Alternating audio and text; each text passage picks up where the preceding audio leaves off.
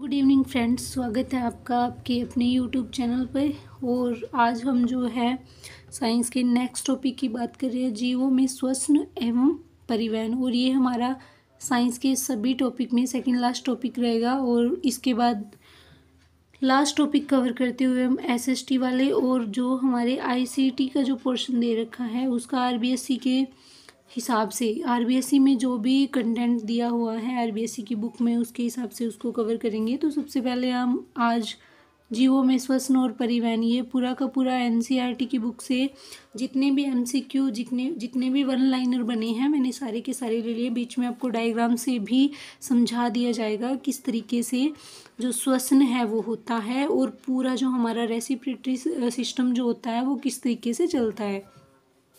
तो सबसे पहले जीवों में ऑक्सीजन प्राप्त करना क्या कहलाता है। हम ऑक्सीजन लेते हैं, वो क्या होता है, वो ही श्वसन होता है। सांस लेना, सांस लेना क्या, सांस लेने का मतलब ही होता है ऑक्सीजन लेना, ठीक है। क्योंकि ऑक्सीजन के बिना तो हम सांस ले ही नहीं सकते, हम कार्बन डाइऑक्साइड छोड़ते हैं और ऑक्सीजन लेते हैं, ये बात सबको पता है। और जीवों में ऑक्सीजन प्राप्त करना ही श्वसन कहलाता है। ये बहुत बेसिक सा है लेकिन टिपिकल सा है क्वेश्चन। O2 यानी O2 लेना या ऑक्सीजन लेना क्या कहलाता है, श्वसन कहलाता है। जीव की प्रत्येक कोशिका कौन कौन से कार्यों को संपादित करती है। जीवों के अंदर बहुत सारी कोशिका होती है ना, और समान प्रकार के कार्य करने वाली जो कोशिका होती है उनसे उत्तक बनते हैं।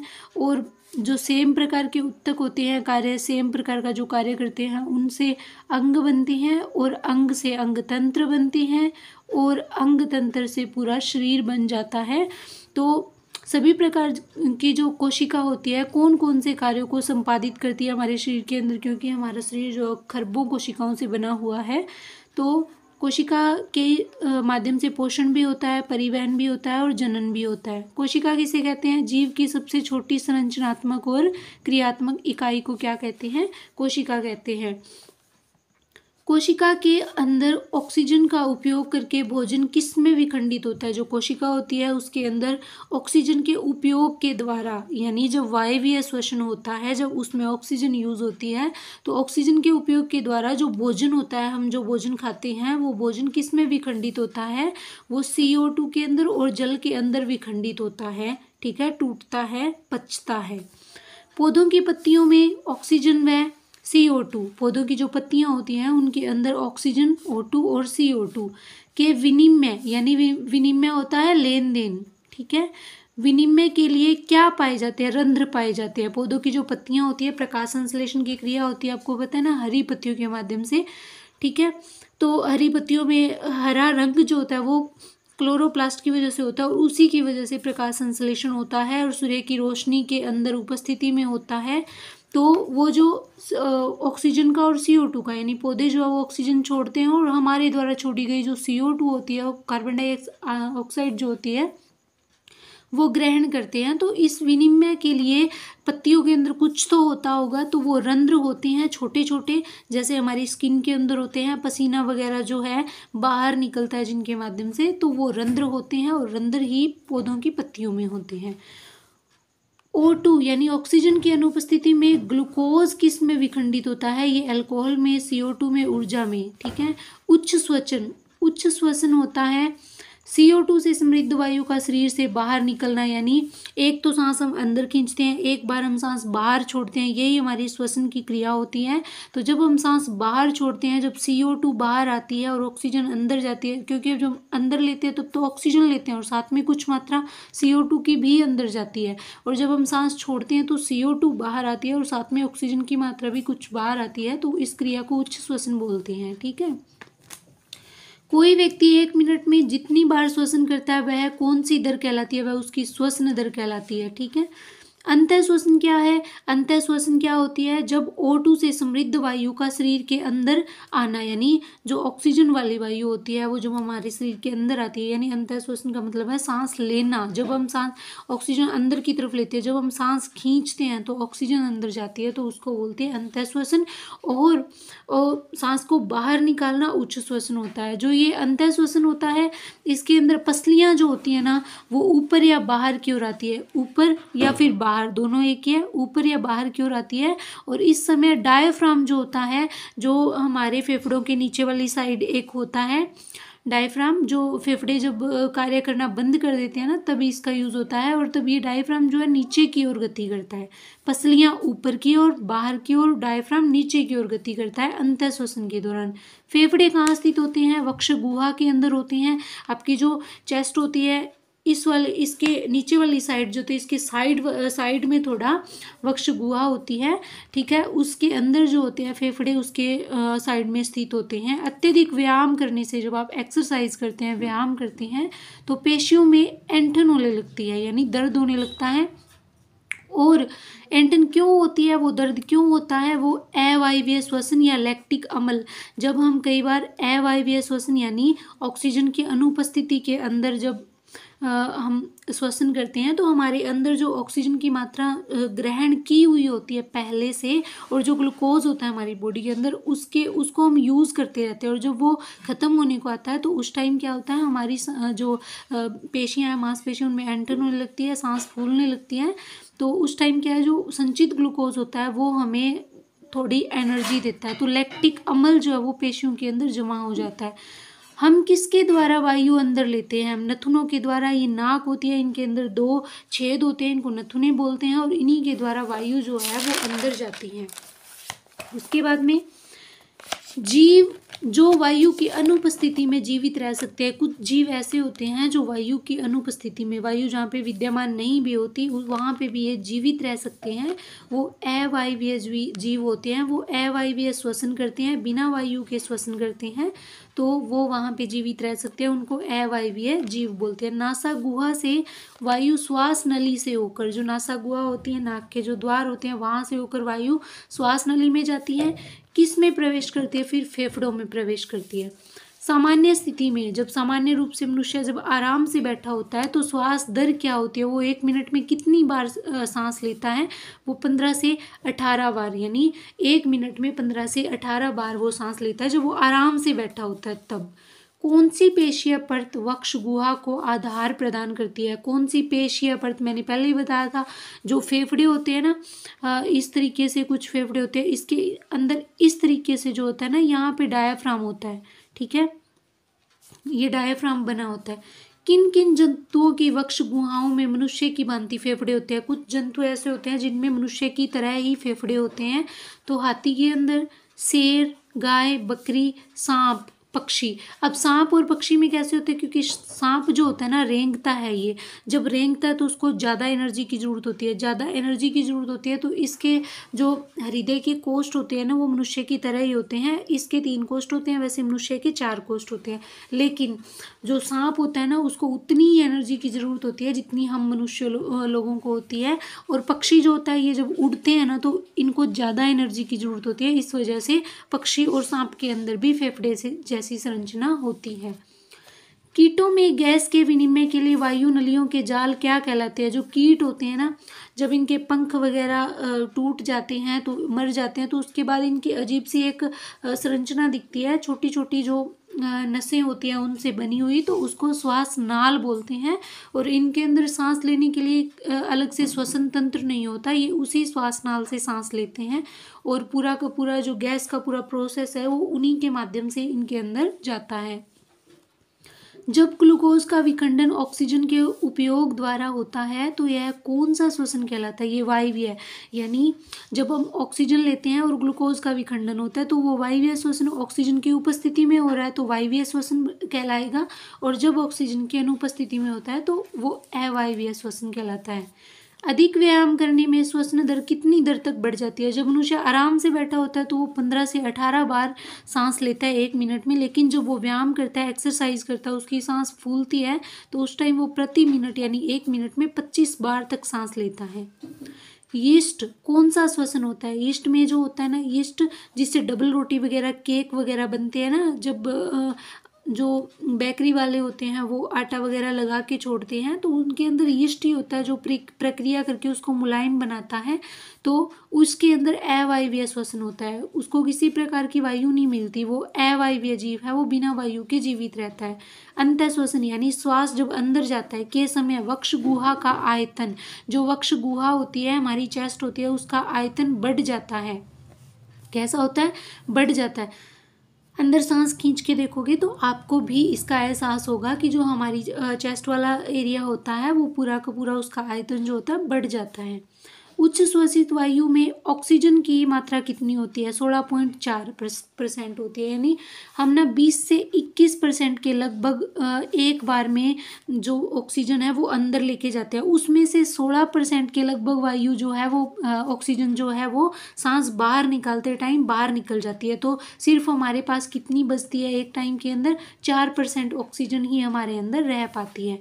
उच्च श्वसित जो वायु होती है CO2 कितनी होती है, यानी जो 16% के लगभग तो होती है ऑक्सीजन, उसके साथ 4.4% जो होती है CO2 भी बाहर आती है जब हम सांस बाहर छोड़ते हैं उस टाइम। ठीक है, और फिर उच्च श्वसन जो होता है सांस बाहर छोड़ना में, डायाफ्राम जो होते हैं फेफड़ों के नीचे वाले हिस्से में स्थित होते हैं, किस ओर गति करते हैं? डायाफ्राम ऊपर की ओर गति करते हैं। जब हम सांस बाहर छोड़ते हैं तो जो डायाफ्राम होता है वो ऊपर की ओर आता है, और पसलियां जो होती है वो नीचे आती हैं, अंदर की ओर या फिर नीचे की ओर बैठ जाती हैं, और वक्ष गुहा यानी जो हमारा चेस्ट वाला हिस्सा होता है उसका आयतन कम हो जाता है। अंतः श्वसित वायु, अंतः श्वसित का मतलब है जब हम सांस अंदर की तरफ खींचते हैं तो उस वायु में ऑक्सीजन की मात्रा कितनी होती है? 21% या 20% होती है, जिसमें से 16.4% हम वापस जब सांस छोड़ते हैं तो बाहर निकल जाती है। केंचुए में गैसों का आदान प्रदान कैसे होता है? यानी गैसों का आदान प्रदान का मतलब है केंचुआ सांस कैसे लेता है? तो वो त्वचा के माध्यम से, स्किन के माध्यम से सांस लेता है। किसी भी प्रकार का केंचुए के नाक वगैरह, आंखें वगैरह कुछ नहीं होती। मछलियां किसके द्वारा श्वास लेती है? क्लोम्स के द्वारा, गलफड़ों के द्वारा। ठीक है, जो साइड में लगे होते हैं ना मछली के, इस तरीके से ऐसे लगे होते हैं, तो इनके माध्यम से सांस लेती है। कॉकरोच के शरीर के पार्श्व भाग में छोटे छोटे छिद्र क्या कहलाते हैं? ये श्वास रंध्र कहलाते हैं। और कॉकरोच जैसे अन्य जो कीट पतंगे होते हैं उनके अंदर भी श्वास रंध्र के माध्यम से इस तरह की जालियां होती हैं पूरी की पूरी, उसी के माध्यम से ये सांस लेते हैं। मेंढक श्वसन किसके द्वारा करता है? मेंढक जो होता है अपनी त्वचा के माध्यम से और फुफ्फुस के द्वारा श्वसन करता है, सांस लेता है। अंतःश्वसित वायु में CO2 यानी कार्बन डाइऑक्साइड कितनी होती है? जब हम अंदर सांस लेते हैं तो 20 से 21% तो ऑक्सीजन होती है, और 0 से 0.04% जो होती है वो कार्बन डाइऑक्साइड भी हमारे अंदर जाती है। और जब हम बाहर छोड़ते हैं तो 16.4% ऑक्सीजन बाहर निकल जाती है, और 4.4% जो है कार्बन डाइऑक्साइड भी बाहर निकलती है। श्वसन प्रणाली का सही क्रम क्या होता है? पहले नाक के द्वार में जाएगा, है ना, ऑक्सीजन, फिर ग्रसनी में जाएगी, फिर श्वास नली में, और फिर फेफड़ों तक जाएगी। और ये पूरा का पूरा सिस्टम है। ये रहा डायफ्राम, ये यहाँ होता है, इस तरीके से डायफ्राम बना होता है। ये फेफड़े होते हैं, ये यहाँ से नाक से वायु होती हुई यहाँ पे श्वास नली में जाएगी, और इधर यहाँ पे पैरोटिड ग्रंथि होती है। ठीक है, नीचे जाती है, फिर ये फेफड़े की स्ट्रक्चर हो गई, और यहाँ पे ये पूरी वक्ष गुहा है हमारी। ठीक है, और इसके अंदर 2 फेफड़े हो गए, और इधर नीचे डायफ्राम होता है। जो फेफड़े फेल हो जाते हैं तो इसी के माध्यम से जो आदमी है वो जो ऑक्सीजन मास्क लगाया जाता है उसके माध्यम से उसके अंदर सांस लेने की प्रक्रिया होती रहती है, सिर्फ इसके माध्यम से, डायफ्राम के माध्यम से होता है। ये ग्रसनी है, यहाँ पे इससे अंदर जाता है सांस, है ना। गला है, ये पूरी स्ट्रक्चर है हमारे श्वसन तंत्र की। ये फेफड़े हैं, ठीक है, इस तरीके से। इसके बाद माध्यम से वाक रज्जु में होते हैं, वाक रज्जु में लैरिक्स होते हैं। क्या होते हैं? लैरिक्स होते हैं। ये देखो, वाक रज्जु का मतलब होता है हम बोलते कैसे हैं, हमारी आवाज़ की क्या प्रोसेस होती है, जो मुंह से आवाज़ निकलती है वो उसी को वाक रज्जु तंत्र बोलते हैं, कि बोलने का जो पूरा स्ट्रक्चर है। तो ये पूरा स्ट्रक्चर होता है इस तरीके से, थोड़ा उभरा हुआ भी होता है ना, लड़कियों में कम होता है, बॉयज़ में ज़्यादा होता है। ये गला है, गले की पूरी स्ट्रक्चर है, इस तरीके से आवाज़ आ रही है यहाँ से बाहर जाती है आवाज़, और ये गला है, और ये यहाँ पे जो है कंठ के भाग हैं पूरे। ठीक है, उपकंठ हो गया, फिर बीच वाला हो गया, फिर नीचे का हो गया, ये पूरा वोकल कॉर्ड्स हो गए, स्वर रज्जु। ये जो बाहर निकला हुआ उभरा हुआ हिस्सा होता है ना, यही वोकल कॉर्ड्स होता है। और जब हम बोलते हैं तो ये हिलता भी है, जब हम पानी पीते हैं तब भी ये ऊपर नीचे होता है। तो ये पूरा का पूरा स्ट्रक्चर है किस तरीके से हमारे कंठ जो हैं, आवाज़ कैसे निकलती है, आवाज़ जो स्वर रज्जु है वो जहाँ से स्वर निकलते हैं, जहाँ से आवाज़ निकलती है। श्वास नलिका में भोजन के प्रवेश को क्या रोकता है? प्रवेश को क्या, कंठ छद होता है ना, वो रोकता है। उपकंठ बोलते हैं इसको, एपिग्लोटिस बोलते हैं। फुफ्फुस का आवरण है, फुफ्फुस आवरण, फुफ्फुस के ऊपर जो आवरण होता है ना उसको फुफ्फुस आवरण बोलते हैं। मानव फेफड़ों का कौन सा भाग गैसों के विनिमय के लिए पृष्ठ यानी प्लेटफॉर्म प्रदान करता है? एलिवियोली जो होता है ना, ये इंपॉर्टेंट है। एलिवियोली जो होता है ना वो गैसों के विनिमय के लिए यानी ऑक्सीजन लेना, कार्बन डाइऑक्साइड बाहर छोड़ना, उसके लिए एक पृष्ठ प्रदान करता है। किस जलीय जंतु में गलफड़े नहीं होते? व्हेल में नहीं होते। व्हेल में जो है हमारी तरह 4 कक्ष का हृदय होता है और वो आराम से पूरा, उसके अंदर रेस्पिरेटरी सिस्टम होता है, गलफड़े नहीं होते। व्हेल मछली के कैटेगरी में आता है लेकिन फिर भी उसके अंदर गलफड़े नहीं होते। विभिन्न पशुओं के श्वसन तंत्र यानी विभिन्न जो पशु और श्वसन अंग, केंचुआ जो होता है त्वचा से सांस लेता है, व्हेल जो होती है फेफड़ों से लेती है, मनुष्य की तरह पूरा सिस्टम होता है, श्वसन तंत्र होता है। मकड़ी स्कॉर्पियन जो होता है फुफ्फुस से लेता है, कॉकरोच श्वास नली से या श्वास नाल से, टेडपोल मछली या झींगा मछली, ये पूरा मछली का पार्ट आ गया, गलफड़ों से लेती है। मेंढक जो होता है वो त्वचा से, फेफड़ों से, मुख गुहा से। उभयचर रेप्टाइल्स जो होते हैं जो पानी में भी रहते हैं, धरती पे भी रहते हैं, उभयचर। स्तनधारी पक्षी ये फेफड़ों से लेते हैं। उभयचर क्यों लेते हैं? क्योंकि इनको ज़्यादा एनर्जी की ज़रूरत होती है। पक्षी में फेफड़े क्यों होते हैं? क्योंकि इनको ज़्यादा एनर्जी की ज़रूरत होती है। ऑक्सीश्वसन क्या है? ऑक्सीश्वसन का मतलब होता है जिसमें ऑक्सीजन उपस्थित होती है। ऑक्सीजन की उपस्थिति में श्वसन, एरेबिक श्वसन भी माइटोकॉन्ड्रिया में होता है। ठीक है, ऑक्सीजन की उपस्थिति में जो श्वसन होता है वो माइटोकॉन्ड्रिया में होता है। कोशिका का पावर हाउस बोलते हैं माइटोकॉन्ड्रिया को। और इस ऑक्सीश्वसन के अंदर जो ऑक्सीजन की उपस्थिति में होता है, इसके अंदर जो अंतिम उत्पाद मिलता है वो CO2 और जल मिलता है। उच्च जीवों में जिनकी ऊर्जा आवश्यकताएं अधिक होती है उनके अंदर ऑक्सीश्वसन होता है, ऑक्सीजन की उपस्थिति के अंदर होता है। और ऑक्सीश्वसन में ग्लूकोज का एक अणु अवायवीय श्वसन के 2 ATP अणुओं की तुलना में ATP के 36 या 38 अणुओं का लाभ देता है। और ATP का जो पूरा नाम होता है एडिनोसिन ट्राइफॉस्फेट होता है। ठीक है, अवायवीय श्वसन क्या होता है? जिसमें जो O2 होती है वो अनुपस्थित होती है यानी ऑक्सीजन नहीं होता। भोजन का आंशिक रूप से टूटना, इस टाइम भोजन पूरी तरह से नहीं टूट पाता। अंतिम उत्पाद के रूप में एथेनॉल या कार्बन डाइऑक्साइड मिलती है। एथेनॉल मतलब अल्कोहल। यह प्रति ग्लूकोज अणु केवल 2 ATP मुक्त करता है और इसके बराबर में अगर हम ऑक्सीजन की उपस्थिति वाला देखें तो वो 36 से 38 ATP अणुओं का जो हमें लाभ देता है। पेरिकोर्डियम क्या होता है? हृदय की दोहरी दीवार होती है, दीवार वाली झिल्लीदार थैली जो पेरिकोर्डियल द्रव को घेरती है, उसे अपने अंदर रखती है। पेरिटोनियम क्या होता है? वह झिल्ली जो आंत की गुहा को रेखाबद्ध करती है और आंत के अंगों को घेरती है।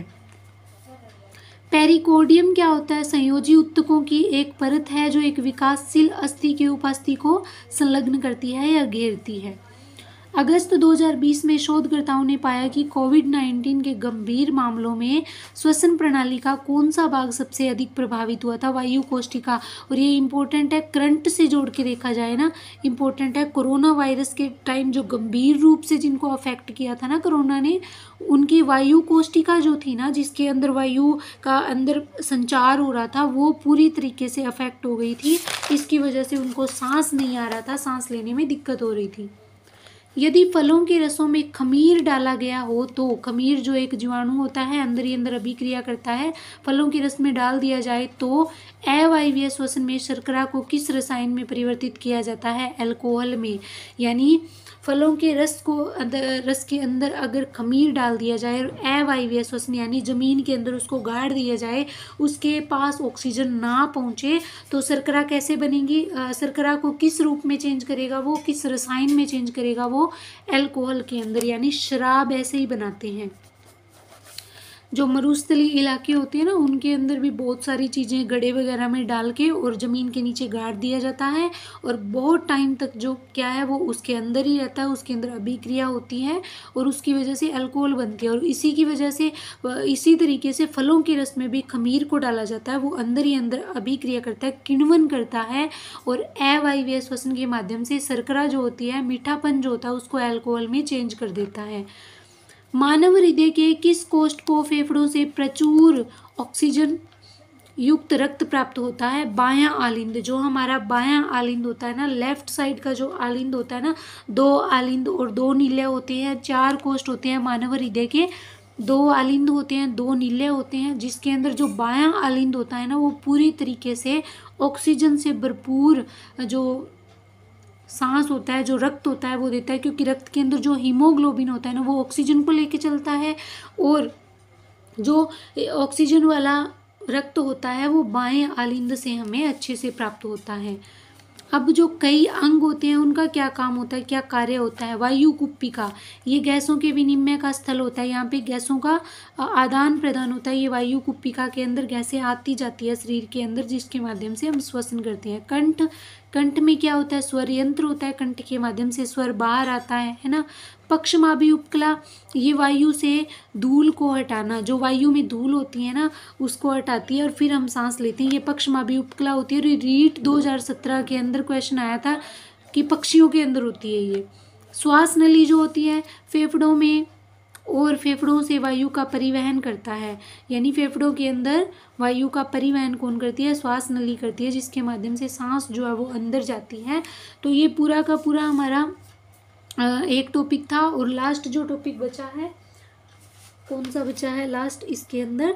जंतुओं में जनन। ये देखिए, जंतुओं में जनन, इतने सारे टॉपिक हम कवर कर चुके हैं और ये जंतुओं में जनन बचा है। और उसके बाद जो हम एसएसटी का जो पोर्शन बचा हुआ है वो ले लेंगे, और देन हम जो हमारा कंप्यूटर वाला पार्ट है, आईसीटी का जो पार्ट दिया हुआ है थोड़ा सा ही है, ये वाला सूचना प्रौद्योगिकी के आधार, सूचना प्रौद्योगिकी के उपकरण, अनुप्रयोग और इसके क्वेश्चन आंसर। तो इस तरीके से हम इसको पूरे को कवर कर लेंगे। और ये पूरा का पूरा एनसीईआरटी से है, क्योंकि 5 क्वेश्चन के लिए कोई भी प्राइवेट पब्लिकेशन से ज़रूरी नहीं है क्वेश्चन बन जाएगा, और जो हम पढ़ रहे हैं उसमें से बन ही जाएगा, ऐसे नहीं तैयार किए जाते। जो थोड़े वेटेज के जो होते हैं ना, उनको एक स्मार्ट स्टडी के जरिए कंप्लीट करना होता है। तो ये हमारा पूरा, और इसके अंदर लगभग मैंने 44 क्वेश्चन करवाए हैं आपको, और इनके अंदर ही आपका अगर इस क्वेश्चन से, इस टॉपिक से क्वेश्चन बना तो बाहर नहीं जाएगा। तो उम्मीद करती हूँ आपकी दिवाली जो है वो अच्छे से व्यतीत हुई होगी, आपने बहुत इन्जॉय किया होगा। लेकिन अब जो है फरवरी के अंदर आपको पता है एग्ज़ाम है, तो वापस से अपनी स्टडी को कंटिन्यू कीजिए, और जो आपका रूटीन था उसको फॉलो कीजिए। और जो सारा सिलेबस है अगर नहीं आपने पूरा किया है तो उसको एक तरीके से, एक स्मार्ट स्टडी से आप कैसे कंप्लीट कर सकते हैं, एक ही बुक से। और ऐसी बुक जिसको आप 2 से 4 बार रिवीजन कर पाओ, ऐसी बुक लीजिए और अभी से एक बुक को स्थिर कर लीजिए। ऐसा नहीं है एग्ज़ाम तक नई नई बुक सारी आप खरीद रहे हो, नए नए कोर्सेज खरीद रहे हो, नई नई टेस्ट सीरीज़ खरीद रहे हो। ऐसे कोई भी एग्ज़ाम के लिए बहुत सारा मैटर क्लियर करने की ज़रूरत नहीं होती, आप सफिशिएंट मैटर पढ़ के भी एग्ज़ाम को क्रैक कर सकते हैं। तो ये हमारी आज की पूरी क्लास थी। और वीडियो पसंद आए तो लाइक कीजिए, और चैनल को ज़्यादा से ज़्यादा शेयर कीजिए, सब्सक्राइब कीजिए। और नेक्स्ट हम जो है हमारा नेक्स्ट टॉपिक कंप्लीट करने के बाद में एसएसटी वाला जो सब्जेक्ट है उसकी पूरी की पूरी बात करेंगे और बहुत अच्छे से पढ़ेंगे एनसीईआरटी के ज़रिए। तो थैंक यू सो मच। जय हिंद।